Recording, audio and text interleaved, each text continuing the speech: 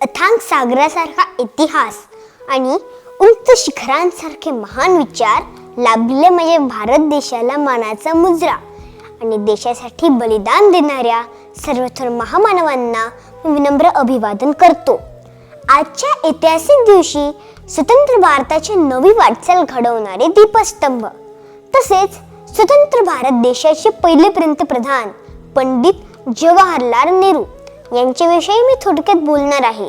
याबद्दल मला अत्यंत अभिमान वाटत आहे.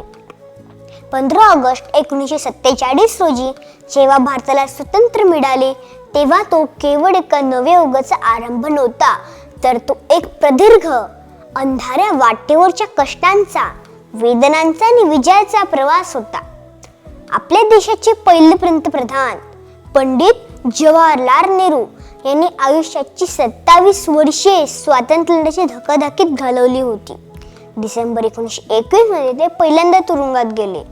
तिथून पुढील तब्बल त्यांनी 7 वेळा कारावास भोगला. 9 ऑगस्ट 1942 रोजी सुरू झालेला त्यांचा अखेरचा तुरुंगवास तर तब्बल 1041 दिवसांचा होता.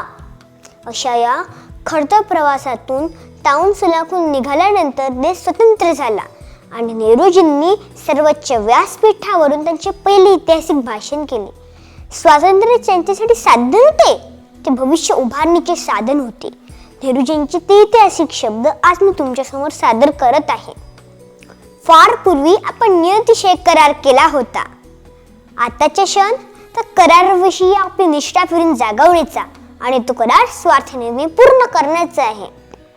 मध्यरात्रीच्या ठोक्याला जेव्हा सारे जग झोपले असेल तेव्हा भारत जागा व सजीव होईल.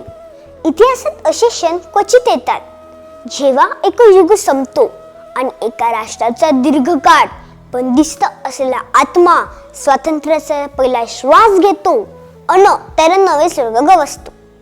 हा क्षण या देशाच्या व त्याच्या जनतेच्या सेवेत स्वतःला झोकून देण्याची, पुढे साऱ्या जगाची व त्याला मानवतेसाठी सेवा करण्याची प्रतिज्ञा करण्याचे आहे.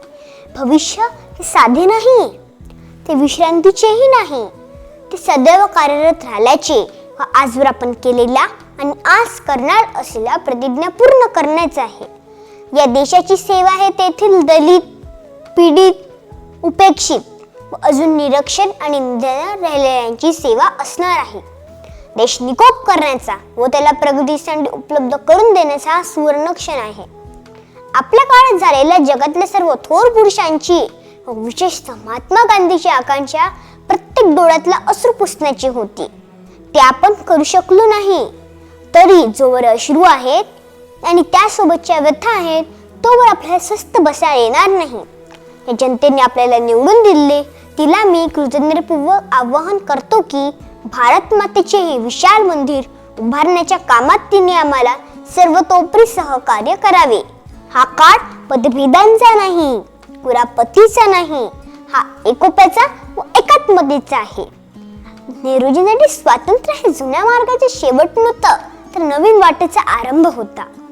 या अखेरच्या कारावासानंतर अवघ्या 2 वर्षांनी ते देशाचे पंतप्रधान झाले आणि पुढील 16 वर्षे त्यांनी या पदावरून देशाची धुरा सांभाळली. या 16 वर्षाच्या काळात त्यांनी भारताच्या आधुनिकतेची, लोकशाही वाटचालीची आणि सर्व क्षेत्र प्रगतीची भक्कम पायभरणी केली. म्हणूनच नेहरूजींचे चरित्र समजणे आवश्यक आहे, कारण एक मर्यादित अर्थाने ते आपल्या देशाचेही चरित्र आहे. चला, त्यांनी रचलेल्या आधुनिक भारताला अधिक समृद्ध आणि एकसंध बनवण्याची प्रतिज्ञा आपण करूया. जय हिंद, जय भारत.